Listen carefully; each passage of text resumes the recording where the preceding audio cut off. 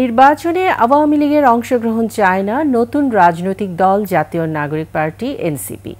যুক্তরাষ্ট্রভিত্তিক সংবাদ মাধ্যম দ্য ডিপ্লোম্যাটকে দেয়া সাক্ষাৎকারে এমনটাই জানান দলের শীর্ষ নেতা নাহিদ ইসলাম।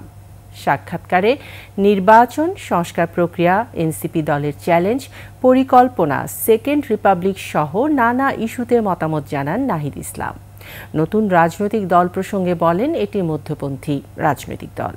গণপরিষদ গঠনের মাধ্যমে সেকেন্ড রিপাবলিক প্রতিষ্ঠা করাই তাদের মূল লক্ষ্য। নতুন সংবিধান প্রবর্তন, ক্ষমতার ভারসাম্য ও স্বাধীন বিচার ব্যবস্থার পক্ষে সোচ্চার তার দল। জানান, বিদ্যমান রাজনৈতিক দলের সঙ্গে প্রতিদ্বন্দ্বিতা, তৃণমূল পর্যায়ে পৌঁছানো সহ নানা চ্যালেঞ্জ এনসিপির সামনে। নির্বাচন তাৎক্ষণিক অগ্রাধিকার নয় উল্লেখ করে সুনির্দিষ্ট সময়সীমা দেননি তিনি। তবে নির্বাচনে আওয়ামী লীগের অংশগ্রহণ চান না এনসিপি। তার আগে জুলাই অভ্যুত্থানে হত্যা নিপীড়নে জড়িতদের বিচার চান তারা।